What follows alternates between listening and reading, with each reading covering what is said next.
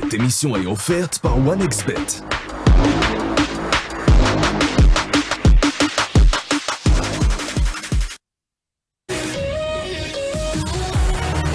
Plongez dans un univers d'excitation pure. Explorez des jeux pour tous les goûts et trouvez votre propre façon de gagner. Un monde d'adrénaline vous attend. OneXGames sur OneXBet. Un monde de jeux où que vous soyez.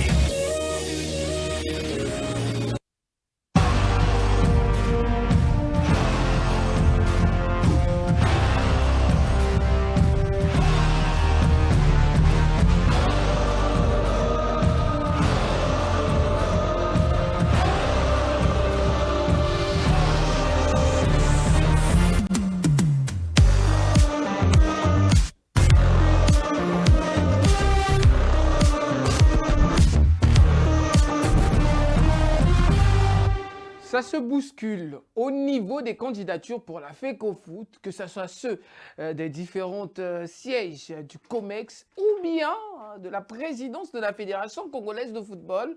Ça se bouscule de gauche comme de droite. Madame, monsieur, bienvenue dans cette émission de Sport 360. Je suis Loïc Kandembo et je vous retrouve dans quelques secondes pour bien ouvrir cette émission extraordinaire de Sport 360 parce qu'on va s'envoler dans tous les sens. On va parler déjà de ce stage des locales. Bon, des locaux, il faut dire, des joueurs locaux organisés par Claude Leroy et tout son staff avant d'attendre l'arrivée des binationaux pour compléter ce groupe que Claude Leroy va nous présenter pour aller attaquer les échéances des éliminatoires de la Coupe d'Afrique des Nations en 2027.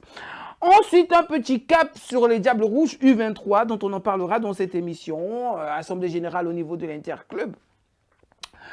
Un petit peu de pouce au niveau du football féminin, le basketball pour sa Coupe du Congo, on a déjà les affiches. Voilà, comme j'ai dit, quelques secondes seulement, le temps de recevoir le générique, de tourner un tout petit peu, après revenir dans cette émission pour ouvrir cette émission de la plus belle manière. On y va, let's go.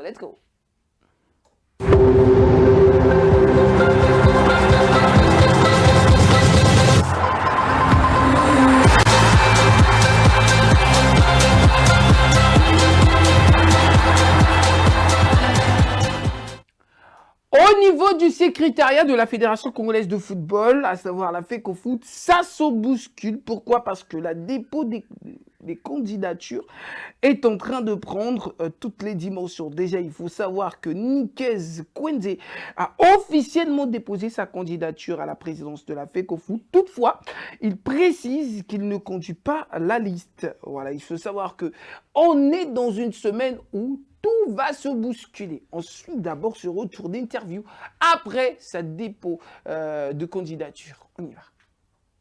Bon, mais c'est trop tôt, je vous l'annonce. Sachez que nous avons déposé la liste d'un candidat. Le moment arrivé, on le saura. Dès que la commission électorale va publier la liste des candidatures, à ce moment-là, on saura de qui il s'agit. Le changement. Il y a eu trop de choses qui ont été dites. Nous avons intériorisé ça et nous souhaitons, en tant que sportifs, en tant que sachants, apporter toi un peu ce que le monde du football congolais attend. Voilà nos ambitions fixées. Oui, pour notre candidat, le monde du football congolais attend un changement. C'est vrai que la perfection n'est pas de ce monde, mais nous allons tenter d'aller vers cette perfection pour le bien-être collectif.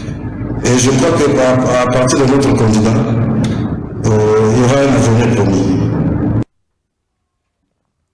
Vous le pressentez, c'est caché, on veut bien dire, parce que faut bien suivre le français. Pour notre candidat, le changement. On est dans une spirale où tout le monde souhaite voir un changement au niveau du milieu du football congolais, chose qui n'est pas mauvaise. On est aussi dans une spirale de vouloir savoir qui est ce fameux candidat dont Nikez Kwenze accompagner la dépôt de candidature. Il faut savoir qu'il a dit qu'il n'est pas tête de liste, donc pour lui, c'est pas vraiment la tête de la présidence de la Fédération congolaise de football, mais ils accompagnent un candidat, potentiel candidat. Bon, un candidat pour le potentiel siège, voilà, de la Fédération congolaise de football, à savoir la présidence de la FECOFOOT.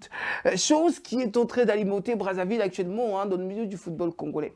Un autre qui est passé déposer sa candidature, il s'agit de Eric Montot, qui a officiellement déposé sa candidature à la présidence de la FECOFOOT dans le cadre du processus électoral prévu le 26 septembre 2026. Et là, lui, il a été clair à l'issue d'un dépôt de son dossier. Le candidat s'est livré à la presse et a failli même, vite fait, légèrement, glisser les mots, mais il n'a pas pu faire ça. On va quand même suivre le point de presse d'Eric Montot.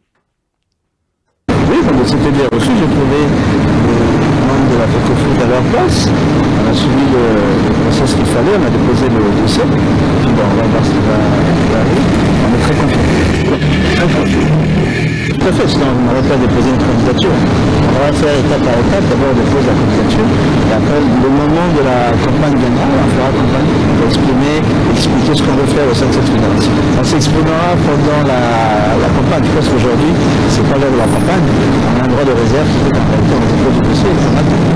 On aura le temps nécessaire pour expliquer ce qu'on veut faire dans le football congolais.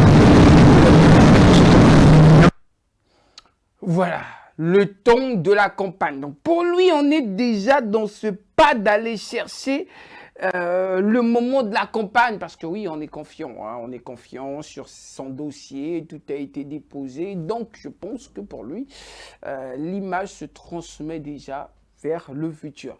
Alors, quelques critiques, quelques souffles qui se déposent déjà. Eric Montot serait-il le candidat allié au ministre des Sports, à savoir Ngolo Ndélé? Plusieurs personnes les rapprochent dans un climat où on n'a pas envie de voir, encore une fois de plus, la politique se mêler dans le milieu du football, dans un climat où certains ne veulent pas voir des présidents de la fédération, bien un président de la fédération ne pas être concentré à son travail et ne pas fournir assez d'efforts comme l'a fait Jean-Guibès Mayolas. Et aussi dans un climat où les gens n'ont plus envie de voir l'argent disparaître, comme c'est passé avec l'ancien président, dans un climat où les gens n'ont plus envie de voir un COMEX bras croisés. Alors, en ralliant, bon, ce qui est vrai, c'est que ce sont des critiques qui se passent de gauche comme de droite dans le milieu du football congolais. Eric Montot, qui serait proche du ministre des Sports, à savoir Ngolo Ndélé. Certains disent que ça pourrait être un couple parfait, c'est-à-dire footballistiquement parlons, en termes sportifs, voilà, en termes sportifs, où on pourrait avoir un président de la fédération qui se connaît très bien avec le ministre des Sports, où le dialogue pourra très bien passer. Également, le lancement des projets pourrait se faire dans un climat apaisant. Le changement de certaines choses pourra prendre peu de temps que ce qui s'est passé avec le précédent, qui a pris assez de temps. La preuve en est, il y a certaines choses qui ne se sont pas passées. Et également aussi, on pourra assister à un championnat plus que régulier. Et également aussi des modifications dans le milieu. Chose que plusieurs personnes sont en train de voir dans notre œil dans ce sens-là. Alors pour certains, ça sera une méfiance, avoir un président de la fédération qui est si proche du ministère. Est-ce qu'il n'y aura pas une ingérence de la fédération ? On est dans ces inquiétudes, mais qu'à cela ne tienne, ça reste quand même des sujets très très importants, alors qu'on est dans cette fameuse semaine de dépôt de candidature. Je rappelle que bientôt ça va se lancer sur toute l'étendue. Les candidats sélectionnés vont devoir passer pour battre campagne, descendre de gauche comme de droite pour aller chercher à convaincre. Alors là, on va plus qu'attendre, entendre et voir ce que ces candidats vont nous proposer. Un autre pressenti, je dis bien pressenti pour le changement. Il s'agit de Delvin Dinga, un nom que plusieurs personnes sont en train de répéter. Donc déjà, il n'y a pas encore officialisation et confirmation que Delvin Dinga, l'ancien Diable Rouge, serait sur Brazzaville. S'il est là, on ne sait pas, mais qu'est-ce qui se passe? Mais ce nom se répète déjà sur plusieurs plateformes, à savoir France Sport, DRCPF, également aussi au niveau de Bello Israël, la page où on voit plusieurs personnes rallier l'ancien Diable Rouge Delvin Dinga, proche de venir déposer sa candidature pour la tête de la présidence. Un candidat performant. Déjà, il faut savoir que Delvin Dinga fait partie de ces étoiles montantes du football que le football congolais a connu. Il a tout donné. Voilà, il a tout donné. Il faisait partie de cette équipe qui s'était qualifiée pour la CAN. Il a montré son abnégation. Ancien capitaine également des Diables Rouges. La jeunesse, il comprendra très bien les jeunes. Il aura aussi une autre vision que certains, une vision plus élargie en fonction des championnats dont il a déjà visité, en fonction également aussi des clubs qu'il a déjà côtoyés, une expérience à partager, également aussi notre vision financière à transmettre dans le milieu du football. Quand on connaît que notre championnat n'est pas vendu, notre football n'est pas encore vendu, voilà, on ne le vend presque pas, il n'est pas encore vendu, le meilleur sponsor c'est la Société Nationale. Bon, on va le dire comment. Il faut peut-être d'autres œils pour vouloir et pour venir voir ce qui ne va pas. Est-ce que Delvin Dinga ne serait pas peut-être bon, une pièce d'un candidat? Parce que ça se rapproche généralement, quand les choses se rapprochent, ça sent ça. Est-ce qu'il ne serait pas peut-être un contact d'un potentiel candidat? Ça aussi, ça peut le faire, c'est-à-dire avoir Delvin Dinga dans le COMEX, bien qu'il ne sera pas peut-être président de la Fédération congolaise de football, mais dans le COMEX, par exemple, on va parler de Claude Leroy, qui lui a fait confiance dans son staff en prenant Fodé Doré, ancien Diable Rouge, en le mettant dans son staff. Voilà. Est-ce que ça ne sera pas ce petit mouvement qu'on pourra assister? Bon, encore là, il n'y a pas de confirmation, mais si cela se faisait, ça donnerait quand même un bon sens. Voilà, on a un staff au niveau de la sélection bien performant avec les anciens Diables Rouges, jeunes surtout, voilà, il faut bien le préciser. Au niveau de la fédération également, hein, une petite touche de jeunesse et des anciens Diables Rouges qui ont une vision assez européenne et internationale. Voilà, bouclons ce dossier et parlons d'autre chose parce que là, on en aura pour toute une semaine ce dossier dépôt de candidature au niveau de la Fédération congolaise de football. Voilà. Parlons de la sélection. Claude Leroy, le sélectionneur des Diables Rouges, avec son adjoint, accompagné avec quelques membres de son staff, ont lancé officiellement le début de ce stage de détection, voilà, ce stage de détection des joueurs locaux à Brazzaville, notamment au stade Alphonse Massamba Déba. Et pour sa première, on est quand même confiant de voir certains. Et oui, je confirme quand même que le milieu du terrain Mivex, c'était celui que je connais. Voilà, je confirme quand même. On va suivre cet élément de nos confrères du ministère des Sports, hein, très très important à le souligner, pour y revenir juste après. On y va. Un exemple de qualité. Après le rassemblement en Europe des Diables Rouges évoluant dans différents championnats occidentaux, le sélectionneur français avait promis en août de rassembler les locaux afin de compléter son ossature. Question pour lui d'avoir une équipe compétitive à un mois des éliminatoires de la Coupe d'Afrique des Nations 2027. Ne frappez pas n'importe comment. Attendez qu'elle est dans son dos, de pas être hors jeu. Et sur ta prise de balle, tu avances un petit peu. Et sur ta deuxième touche, tu lui mets dans l'espace. Quand vous mettez des ballons, moi je suis là, j'ai le ballon, on va arriver là. Si je lui mets le ballon dans les pieds, les 2 secondes où le ballon va arriver, il ne fait pas 1 mètre. S'il y a un espace et je mets le ballon devant, là on va créer du mouvement. Donc ne donnez pas le ballon, vous voyez votre coéquipier donner le ballon, il va être 2 secondes plus tard. En se déplaçant au stade Alphonse Massamba Débat, le ministre des Sports Hugo Ngolondele, sous ce soleil, veille au moindre détail afin que tout se passe comme prévu depuis le retour du sorcier blanc sur le banc des Diables Rouges senior hommes. Ce que je sens, c'est une incroyable volonté de bien faire. Ils sont très dynamiques, ils sont très toniques, ils ont envie d'apprendre. Bon, il y a un énorme déchet technique, il y a beaucoup de travail tactique à faire. On va voir vendredi au niveau athlétique exactement où ils en sont, parce que pour le moment, sur tout ce qu'on leur a proposé et tout, on ne peut pas encore déterminer. Au départ, j'avais dit au ministre qu'il fallait tout de suite organiser un stage local parce que ça allait redonner de l'enthousiasme à tous les joueurs qui évoluent dans le pays. Et on voit à quel point ils sont fiers. Bon, les tenues sont remarquables.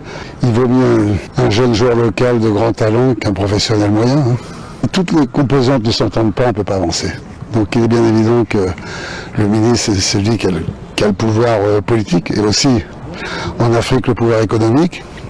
Le pouvoir sportif, c'est à la fédération, mais il faut bien qu'on comprenne que sans l'État, on ne peut pas partir en stage, on ne peut pas être à l'hôtel, on ne peut pas acheter du matériel, il faut quand même être lucide. Donc c'est pour ça qu'il faut qu'il y ait une ambiance très très cohérente, très rationnelle entre toutes les parties prenantes. Et on va prendre tous les risques, on va essayer d'être le plus conquérant possible sur ce premier match. Il était accompagné du président de la FECOFOOT, comme quoi tout semble rentrer en harmonie avec la sagesse du doyen Henri Nzanga. Nous avons tous les mêmes ambitions. Petit à petit, il n'y a pas de problème, on va rattraper le retard. C'est très important. Si nous considérons le football comme étant un pays, c'est lui le président. Donc il a tout à fait ce droit-là, à tout moment, de venir jeter un coup d'œil. Parce qu'il ne doit pas toujours attendre les commentaires de X ou Y. Par moment, lui-même, un beau père, il peut venir jeter un coup d'œil comme il a fait. C'est très intéressant. C'est le Congo. Il n'y a pas à se diviser en pareille circonstance. Au contraire, il faut qu'on s'arrange toujours pour que l'on parle le même langage, que l'on soit un. Le meilleur étant à venir, le commun de mortels est impatient de connaître le 11 de départ de Claude Leroy lors des prochaines échéances sportives. Voilà, ça se passe quand même un tout petit peu bien. Voilà, ils ont que quelques jours qui leur restent avant d'officiellement rentrer dans cette fameuse phase assez décisive de cette préparation.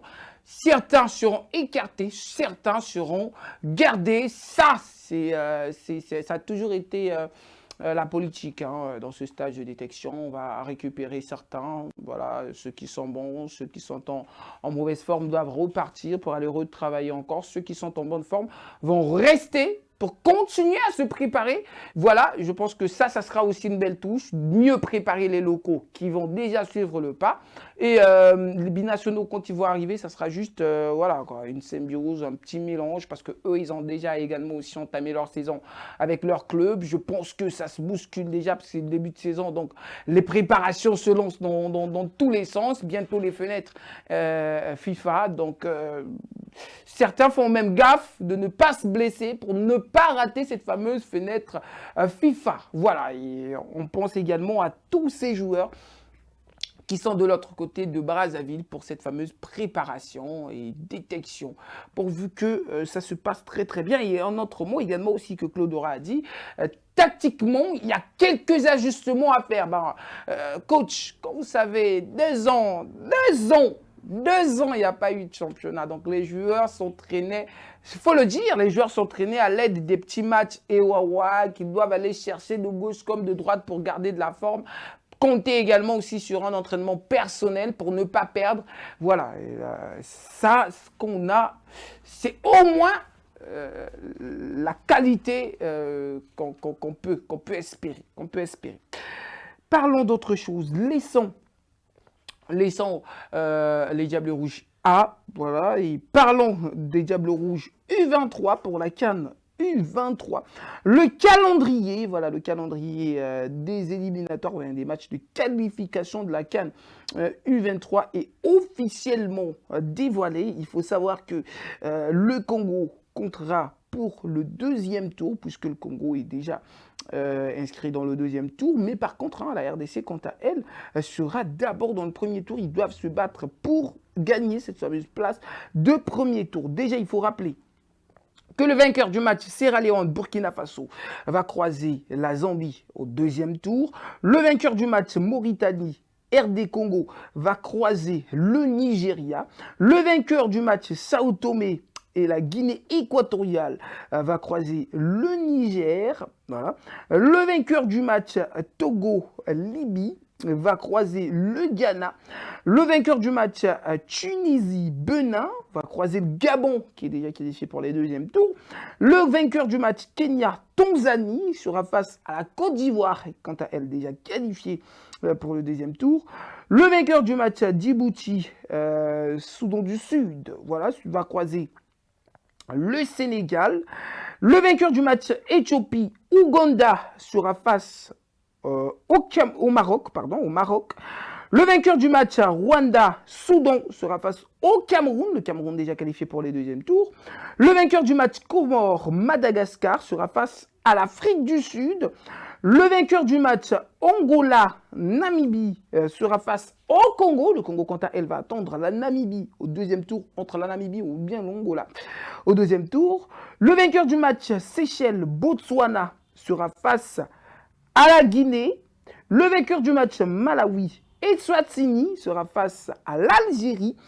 Le vainqueur du match Zimbabwe-Mauritanie, voilà. Mauritius, voilà. Oui, Mauritius. Zimbabwe-Mauritius, ouais, tiens, non, quand même, hein, sera face au Mali. Et on rappelle que ça sera entre le 9 et le 17 novembre. Hein. Le premier tour le 9 novembre, le deuxième tour le 17 novembre. Donc pour les U23, la préparation également aussi est très très forte concernant nos Diables Rouges U23. Voilà, déjà moi, et là, déjà moi, mbango pour Tokene Liboso. Laissons les Diables Rouges U23 concernant la qualification de cette Coupe d'Afrique des Nations U23. Parlons intérieur du pays. Toujours, on va parler de cette assemblée générale du club Interclub. Voilà, Interclub qui a tenu son assemblée ordinaire et qui a également aussi reconduit son bureau dirigeant. Voilà, il faut rappeler dans les grandes ligues, l'association sportive Interclub a tenu, c'était le mardi 25 août 2026, son assemblée générale ordinaire au siège de l'association. Chose qui est quand même à applaudir. L'Assemblée générale s'est passée au siège. Même s'il n'y a pas eu assez, mais quand même, ça s'est passé au siège. Différent de la JST qui est allée le faire dans une école à Tchad. Et quand on voit même les images au niveau de l'Interclub, ça semble être professionnel, cette Assemblée générale. Les travaux qui ont été menés, conduits de maître par le secrétaire général Djibril Mouyoki. Voilà, ceux-là se sont tenus dans un très bon climat et déroulés en présence du vice-président de la ASIC et du directeur et le directeur Ngonimba. Voilà, du pays et de la Fédération congolaise de football, Henri Edzanga, et du représentant de la FECOFOOT. À l'issue de cette assemblée générale, le bureau sortant, conduit par le colonel Nkaya Jean-Michel, a été reconduit pour poursuivre sa mission à la tête du club. Voilà. Le nouveau bureau se présente comme suite. Président, colonel Kaya Jean-Michel. Premier vice-président, colonel-major Mokuri Priva. Deuxième vice-président, Koïta Mohamed. Troisième vice-président, colonel Kiusinga Bruno. Quatrième vice-président, Galibali Martin. SG, adjudant-chef Oswala Bob.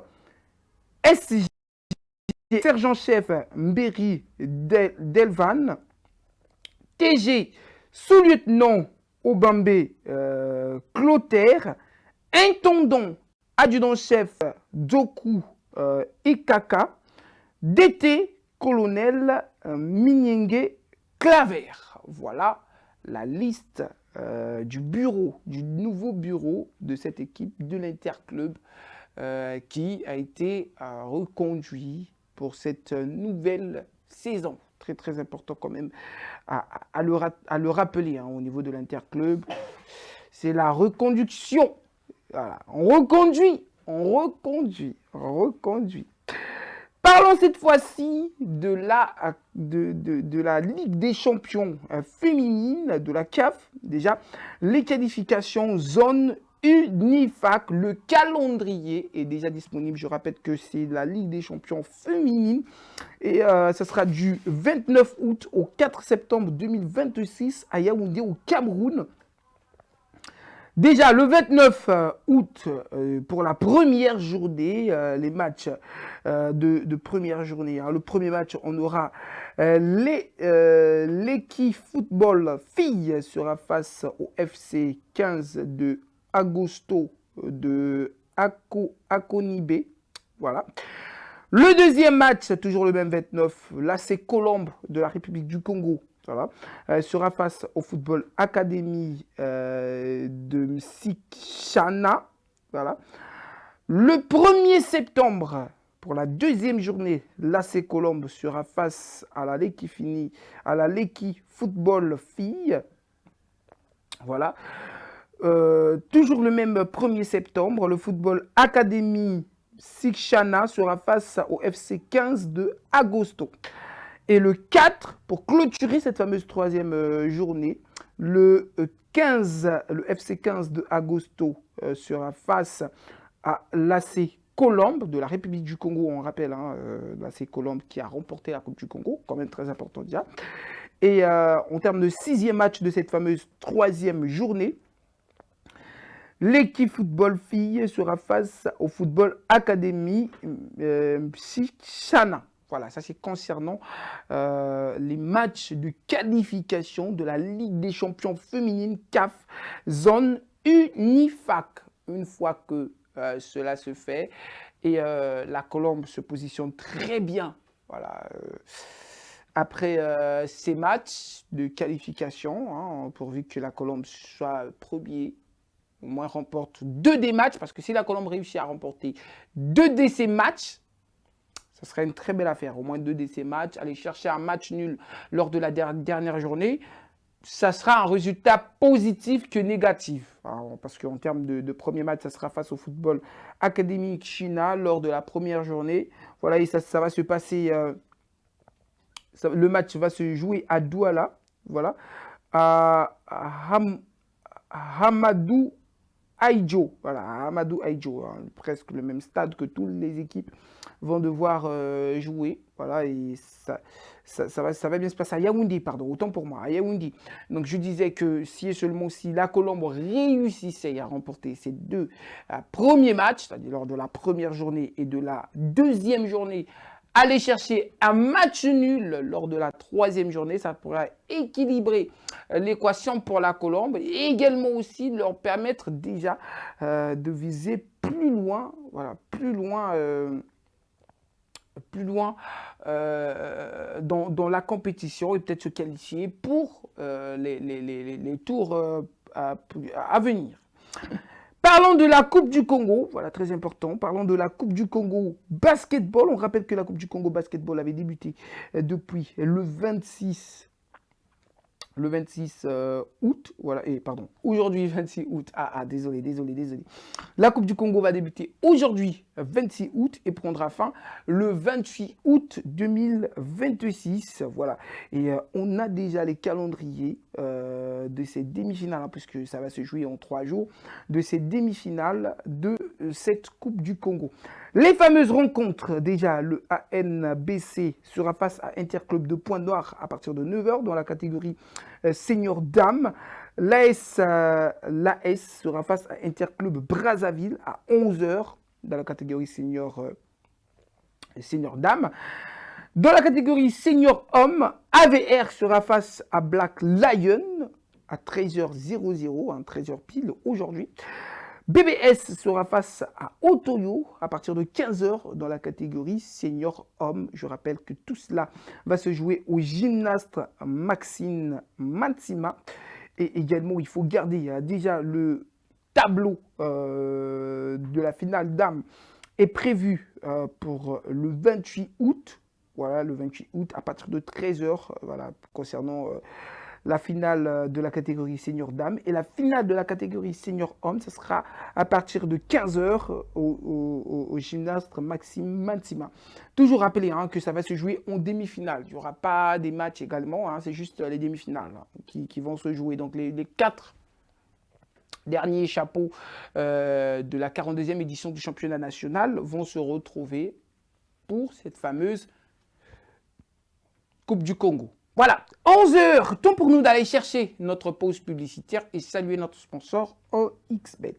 Let's go. Le jeu a-t-il perdu ses couleurs? Nous sommes là pour les lui rendre.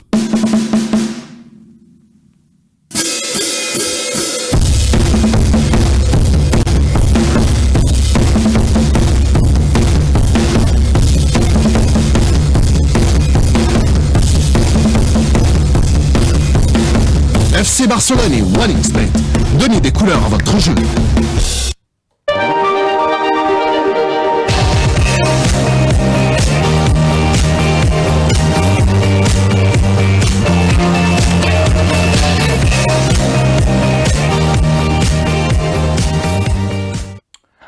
Ouvrons cette deuxième partie avec les infos de la Liga espagnole, puisque certains clubs qui n'ont pas joué la première journée se rattrapent cette semaine, à savoir le Real de Madrid va jouer aujourd'hui, mais hier, Valenciennes était face à la Real Betis, victoire de la Real Betis sur un score de 1-0. Ensuite, en Angleterre, la EFL Cup avait débuté. Déjà, Cardiff City était face à Norwich City. Victoire de Norwich sur un score de 2-1. Doncaster Rovers était face à Middlesbrough. Victoire de Middlesbrough sur un score de 3-1. Il faut savoir que la EFL Cup, c'est entre la Championship, donc la deuxième division, et également aussi la troisième division. Donc, c'est un mélange de tous les grands clubs anglais. Barnsley était face à Greenwood Alexandra, victoire de Barnsley 3-2. Blackburn Rovers était face à Sheffield United, victoire de Sheffield United de 2-1. Blackpool était face à Lincoln City, victoire de Lincoln sur un score de 4-1. Cambridge United était face à Millwall, victoire de Millwall 1-0. Fleetwood Town était face à Shrewsbury Town, victoire de Fleetwood 4-2. Speech Town était face à Leicester, voilà Leicester City, victoire de Speech Town 3-1. Plymouth Argyle était face à Coventry City, victoire de Coventry City 4-2. Sheffield Wednesday était face à Wolverhampton, victoire de Wolverhampton 2-0. Southampton était face à West Ham, un grand match quand même, Southampton-West Ham. Victoire de West Ham 4-1. Steve Venage était face à Reading, victoire de Reading 3-0. Stoke City était face à Hull City. Victoire de Hull City au tir au but 5-4, mais dans le match, les deux équipes se sont accrochées sur un score d'un but partout. Walsall était face à Leyton Orient, victoire de Leyton Orient sur un score de 6-5 au tir au but. Les deux équipes se sont accrochées dans le match sur un score de 0 but partout. Watford était face à Peterborough United, victoire de Peterborough United 5-1. Birmingham City était face à Brentford, victoire de Brentford sur un score de 6-1. Nottingham Forest était face à Leeds United, victoire de Leeds United sur un score de 2-0. On va parler également des résultats de la Saudi Pro League, Saoudite Pro League, le championnat saoudien, voilà. Le Habba était face à Al-Qaïj, match nul entre les deux, un but partout. Al-Taoun était face à Al-Fayad, 0 but partout entre les deux. Al-Nasr était face à Al-Etihad, Al-Etifak, victoire de Al-Nasr 3-2. Al-Shabaab était face à Al-Riyad. Match nul entre les deux, 3 buts partout. Là, en Corée du Sud, la K-League coréenne, première division, était également aussi au rendez-vous hier. Le Jimseong Sangum était face au Jeonbuk Juwon-dae, 0 but partout entre les deux. Le Jeju SK était face au Pohang Steelers, victoire de Pohang Steelers 2 buts à 1. Séoul était face à Bucheong FC 1995, victoire de Séoul 1 but à 0. Temps pour nous d'aller prendre les news de la Ligue des Champions parce que il y a ces fameux matchs de barrage de la Ligue des Champions. On y va.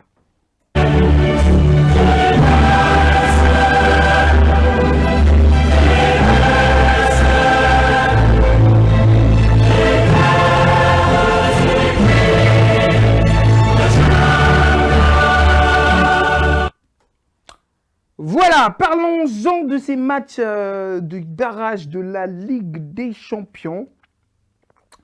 Déjà, il faut rappeler que le Shabab Bakou était face à Hapoel Berk. Dans le match, déjà, il faut savoir que le Shabab l'a remporté sur un score de 3 buts à 2. Ensuite, c'est allé sur les calculs des deux matchs, parce que c'était le match retour qui se jouait. Bodo Glimt était face au Net Mijmeng. Voilà. Victoire de Bodo Glimt, 3 buts à 0. Il faut savoir également que le match aller, Bodo Glimt avait remporté sur un score de 3 buts à 1. Et les 3 buts du match retour, ça fait 6-1 sur l'ensemble des deux matchs combinés. Lask était face au Celtic. Victoire de Lask sur un score de 4 buts à 1. Voilà. Il faut savoir également aussi que sur les scores combinés, c'est le Lask qui se qualifie. Voilà, madame, monsieur, concernant les news de la Ligue des Champions. On est presque vers le début de la saison UEFA Champions League, donc on attache quand même les ceintures. On attend également aussi au niveau de l'Europa League, de la Ligue Europa Conférence, donc on est en mode patience. On est en mode patience pour l'Europe. Fermons cette page Ligue des Champions avec le générique.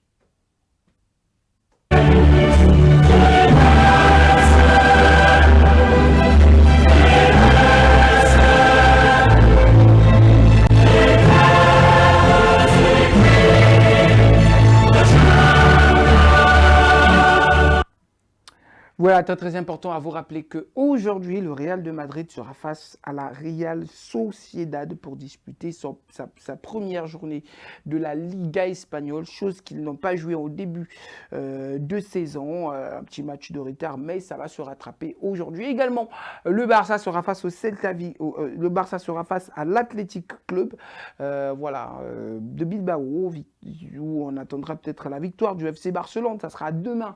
27 août, le Celta Vigo sera face également au Osasuna. Voilà, et ces équipes vont enfin boucler cette fameuse première journée avant de se lancer pour la deuxième journée le vendredi, dimanche et le lundi 31 août pour la troisième journée. Mais chose qui est déjà en bonne marge. Séville, premier de cette fameuse Liga espagnole avec 6 points en remportant ces deux matchs. La Real Betis, deuxième avec 6 points. Troisième, le Deportivo Alavés avec 4 points. Quatrième, l'Atlético de Madrid avec 4 points. Le Barça, l'Espagnol de Barcelone, le Real et Retafe. Il reste à attendre le résultat des certains premiers matchs, quand je vous dis, qui vont se jouer cette semaine. Voilà, en début de semaine et le week-end, la régulière reviendra en Liga espagnole. Voilà.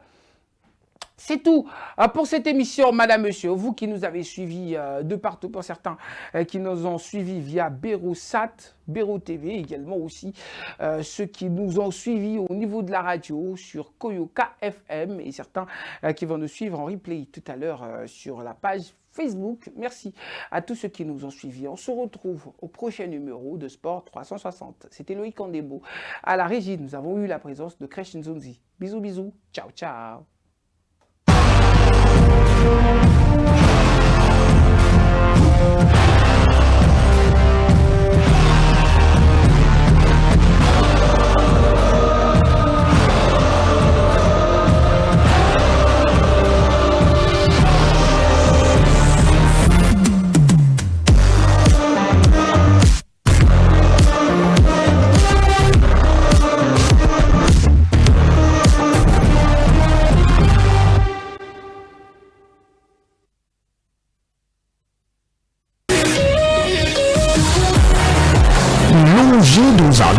d'excitation pure.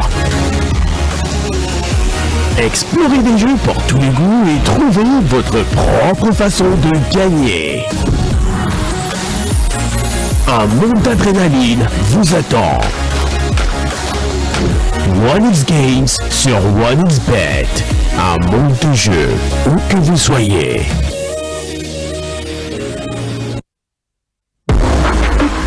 Cette émission vous a été offerte par 1xBet.